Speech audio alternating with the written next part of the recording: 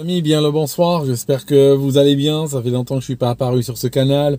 J'avais besoin, j'étais actif sur mes autres canaux, j'avais besoin un petit peu de me relaxer en parlant par exemple d'histoire criminelle et des choses comme ça, en parlant d'histoire de l'islam. Et de manière étrange, je trouvais cela beaucoup plus relaxant que l'actualité que nous vivons collectivement. En France, il y a pas mal de bordel, j'ai cru comprendre. Un ami m'a contacté ce matin pour me dire, est-ce que tu penses que la motion de censure va passer? En fait, bien entendu, la question est du même niveau que si par exemple quelqu'un te disait, Pfizer vient de soumettre un nouveau médicament aux autorités, est-ce qu'ils vont approuver ou pas? Je veux dire, vous voyez, c'est l'Assemblée en France n'est qu'une chambre d'enregistrement pour les désirs de Macron, qui est de facto le dictateur français. D'ailleurs, si vous regardez, Macron, qu'est-ce qu'il a fait? Il a par exemple impliqué la France dans une guerre, dans une troisième guerre mondiale décidée par un sénile aux États-Unis. Ça devient extrêmement inquiétant tout ça. Sans en référer au Parlement, sans aucun respect en fait de la Constitution. Parce que quand il utilise le 49.3, elle dit bon, c'est la Constitution. Mais la Constitution dit aussi qu'on ne peut pas déclarer la guerre à un pays sans passer par l'Assemblée. Il a déclaré la guerre à la Russie de facto, même si le mot n'a pas été utilisé, mais de facto, ce qui est en train de se passer, c'est la France, par simple vassalité aux États-Unis, au sénile de la Maison-Blanche, est en train aujourd'hui de s'attaquer à la Russie. Alors ce qui est extraordinaire, c'est que moi je suis très inquiet pour l'avenir des pays européens, parce que quelque part, au-delà des événements particuliers que nous sommes en train de voir au jour le jour dans les médias, ce qui est inquiétant, c'est quelle est la stabilité à long terme de l'Occident, ou des pays européens surtout? Quelle est leur stabilité à long terme? Quelles sont leurs perspectives à long terme? Si on voit qu'aujourd'hui, leur vassalité les conduit littéralement à se mettre à genoux devant le moindre sénile qui occupe la Maison-Blanche. Ça devient... Il y a une vassalité politique, il y a une vassalité géostratégique, il y a une vassalité idéologique aussi. Regardez, l'année dernière, on a eu ce souci Wade, Roe aux États-Unis. Vous savez, cette histoire d'avortement, tout ça, aux États-Unis. La France a changé sa constitution, a amendé sa constitution sur la base de cela, comme si la France était un État américain. Mais le vassal s'est senti obligé de voir un petit peu son maître et d'agir en conséquence. Regardez l'Allemagne. Si Poutine vient en Allemagne, nous exécuterons le mandat d'arrêt contre lui, on va l'arrêter. L'Allemagne n'a même pas arrêté les Américains qui ont saboté, qui ont fait sauter ces fournitures de gaz, qui sont en train de priver les millions d'employés allemands, des industries qui nourrissent l'Allemagne, sont privées d'énergie.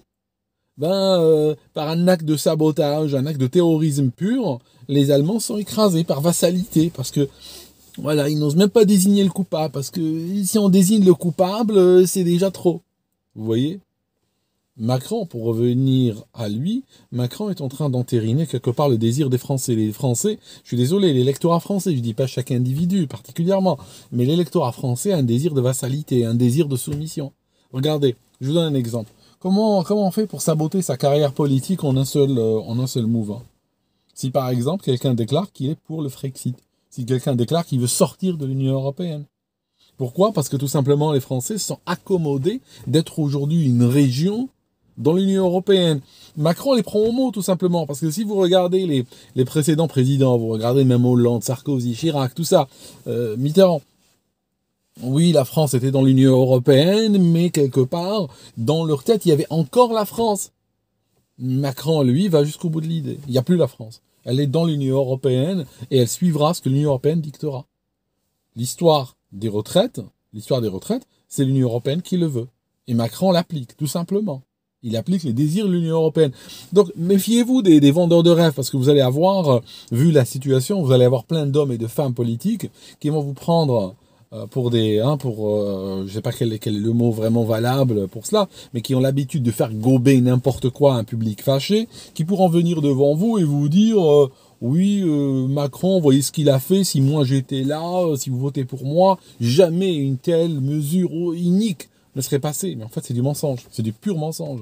Parce que tout simplement, ils savent que ça vient de l'Union européenne. C'est l'Union européenne qui décide. Ce que vous êtes en train de voir, c'est de plus en plus votre souveraineté donnée à l'Union européenne, de sorte que vos décisions en tant que peuple ne vous appartiennent plus. C'est des décisions qui sont discutées et décidées administrativement à l'étranger et qui vous sont imposées. Maintenant, à quelle vitesse ce plan avancera, tout dépend du degré de vassalité du gars que vous avez à la tête du pays, c'est tout. Si vous avez quelqu'un un petit peu réticent, il va si vous voulez, il va avancer de mauvaise foi, ça veut dire qu'il va avancer en traînant les pieds. Vous allez avoir l'Union européenne, vous allez déguster de toute façon. Du moment que vous êtes dedans, vous allez déguster. Vous n'allez pas y échapper. Mais ce qui va changer, c'est à quelle vitesse. C'est l'intensité qui va changer. Mais année après année, vous allez voir s'effriter, s'éroder de plus en plus d'acquis sociaux, de plus en plus de droits, de plus en plus de choses qui finalement faisaient la France. Vont s'éroder et puis être remplacés par des décisions iniques venues de fonctionnaires quelque part que vous ne pouvez pas sanctionner par un vote qui vous sont inaccessibles de toute façon, voyez-vous. C'est ça un petit peu l'idée. Moi, je peux vous dire, il n'y a que la souveraineté qui sauve. Hein. Moi, je suis pas genre oui souverainisme. Vous savez, ce souverainisme, le mot souverainisme a été un petit peu galvaudé, je trouve. Mais honnêtement, si un pays n'a pas de frontières, si un pays n'a pas de monnaie, si un pays n'a pas un pouvoir en place qui est capable de prendre des décisions qui sont normalement, qui viennent de la base. Le pouvoir en haut n'est pas là pour définir notre intérêt, mais il est là pour défendre notre intérêt tel que nous le voyons, tel que nous le définissons. Il n'a pas à prendre une vie en soi, il n'a pas à devenir indépendant et à vouloir vivre et prendre des décisions au détriment des gens, puis leur sortir les CRS quand ils sont pas contents. D'accord ? C'est ça le truc. C'est assez abominable ce que nous sommes en train de voir. Et je vois ces correspondances. Il y a pendant longtemps, on s'est moqué des pays, vous savez, des pays à fort déficit démocratique, des pays africains en particulier, des pays hispaniques, tout ça. En Amérique latine, on disait, oui, regarde, t'as vu comme ils ont des présidents iniques qui prennent des décisions par la force. Et voilà. On y arrive. Et j'ai l'impression, et je vous l'ai dit, si vous comparez à la dernière vidéo, honnêtement, un truc terrible que je vois. Je vois ces correspondances absolument abominables. Ces correspondances que toutes les saloperies qui ont été faites dans d'autres pays, ou sous d'autres latitudes, sont aujourd'hui en train d'arriver en France, sont en train d'arriver en France et dans d'autres pays occidentaux. Vous savez, nous, notre État, au Royaume-Uni, on n'est pas beaucoup mieux, hein. On n'est pas beaucoup mieux que vous, on n'est pas mieux lotis.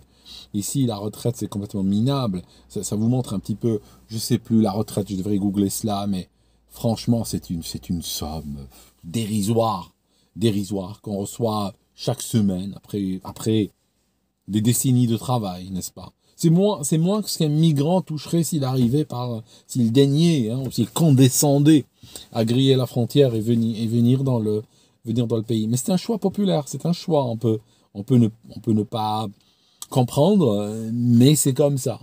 C'est les peuples aujourd'hui occidentaux qui sont en train de mettre à leur tête leur pire vermine. Voilà. C'est comme ça. Et après, ils morflent. Mais je ne sais pas où c'est en train d'aller. Et pourquoi nous respirons encore l'air? Pourquoi le soleil se lève chaque matin? Pourquoi on n'est pas en train de voir des enfants? Je suis dans un parking. Pourquoi je suis pas en train de voir des enfants affamés avec le ventre gonflé? Vous savez pourquoi? Simplement, c'est les générations passées. C'est le travail des générations passées qui est en train d'être dilapidé. La souveraineté gagnée par des guerres, gagnée par des sacrifices énormes, on l'a déjà dilapidée en grande partie. L'économie construite par le dur labeur de générations, gaspillée, dilapidée. Tous les acquis sociaux, des luttes, des générations de luttes, sont dilapidés également. C'est pour ça que nous vivons toujours. Nous sommes un petit peu comme en Occident, je vais vous dire, nous sommes comme ce jeune héritier riche, mais qui est riche temporairement. Il est en train de claquer la fortune qu'ont laissé ses parents. Il est en train de claquer à une grande vitesse. Et puis il finira ruiné, on le sait. Mais pour le moment, il n'est pas ruiné. Pourquoi il n'est pas ruiné? Parce que il y a encore les richesses qu'ont laissé ses parents. Le jour où il les finira, lui ne crée rien. Vous voyez bien que on n'est pas en train de créer. On est en train de déconstruire, on est en train de détruire. Donc forcément, un jour, on touchera le fond de la corbeille, puis c'est tout. Puis on se battra pour le dernier pain qui reste. Enfin, mes amis, je vous laisse, je vais partir. Je vais faire une autre vidéo bientôt sur une expérience que je suis en train de mener. Je suis en train de faire une expérience zéro sucre. Ça fait à peu près une douzaine de jours que je suis zéro sucre. Vraiment zéro.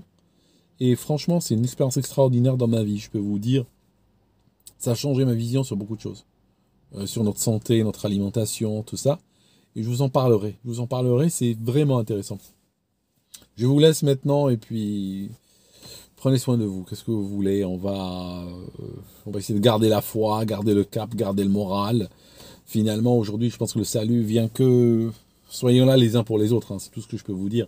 Soyez là pour vos amis, soyez là pour vos familles, renforcez vos liens de proximité. Ne comptez plus sur un salut qui viendrait d'en haut, sur un pays, sur une communauté au sens large, mais sur des micro-communautés, sur ce qui vous entoure. C'est tout. Mais je pense pas que sur le plan large, il y a des choses à glaner aujourd'hui.